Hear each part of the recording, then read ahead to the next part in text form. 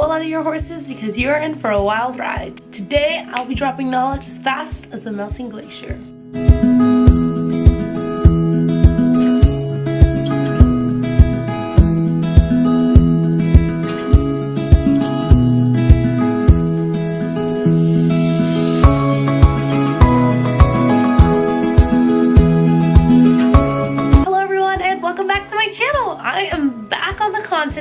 Back in my room, and I am ready to give you tons of science content this month. It's gonna get spooky. I have my pumpkin pie scented candle. It's October. Let's go. Picture this. It's winter where you live and it starts to snow.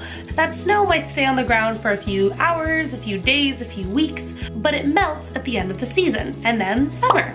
A glacier forms when snow doesn't melt in the summer, or the summer after that. After many years, the fluffy snow under its own weight compresses into large, thick sheets of ice. The compression recrystallizes the snow, forming grains approximately the size and shape of sugar. Over years, the grains get larger and the air pockets between them get smaller, creating a more compact glacier. About 10% of the Earth's land is currently covered in these sheets of ice called glaciers. A lot of them are near the North and South poles or at high altitudes.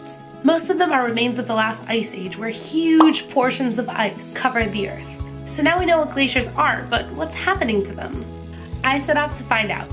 I was lucky enough to visit the Athabasca Glacier in Alberta, Canada. We took this heavy-duty bus that brought us right onto the glacier.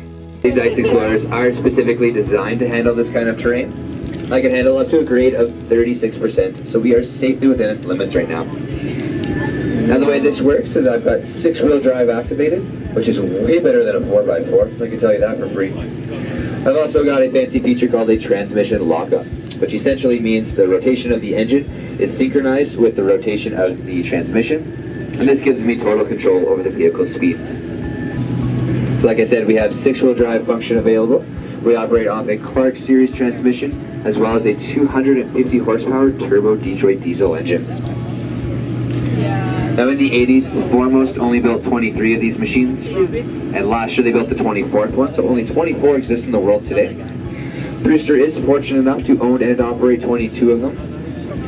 And the 23rd one belongs to the United States government down at the McMurdo Research Station in Antarctica. The Athabasca Glacier is one of the 6 major toes of the massive Columbia ice field. But here's the catch. This glacier 150 years ago stood where I am right now holding the camera, and now it's retreated as far as you can see. It's lost about 2 kilometers. On average, it retreats about 10 meters a year. I could see rivers of water flowing from the glacier. The landscape was changing right before my eyes. And this is happening to glaciers around the world. The glacier on top of Mount Kilimanjaro, the roof of Africa, is set to disappear within the next 10 years, completely. A majority of the Himalayan glaciers, yes, those around Mount Everest, are also estimated to disappear within the next few decades. The ice fields on Greenland and Antarctica are shrinking, sliding into the ocean, and portions are disappearing altogether. So you might ask, how do we know that this isn't just a regular part of Earth's changing temperature? And that's a good question. The Earth does go through periods of warmer and cooler climates. These cycles have happened since the Earth formed. But the rapid melting of these glaciers can be traced back to the start of the Industrial Revolution in the late 19th century. Scientists who study glacial activity can confirm that this rate of melting is not normal. And it's kind of a big deal. You see, we humans need water to survive, and only 3% of water on Earth is fresh water. The rest is salty, which we cannot drink. Before you say anything, it is very costly to just remove the salt from the water, so that is rarely an option. Of our precious 3% of water, most of it is contained in glaciers. As they continue to melt, we are losing our precious supply of fresh water. But you might ask, Evie, who is drinking out of a glacier? And people around the world rely on glacial water as their primary water supply. With these glaciers disappearing, millions of people could be left without a source of water. Not only that, but glaciers melting is putting more water into the oceans, causing, you guessed it, sea level rise. Low sea level areas like Miami, Osaka, and Shanghai just to name a few, will be the first to go as sea levels continue to rise. Freshwater from glaciers also disrupts the saline flow of the oceans. In other words, where the salt concentrations are and where they flow.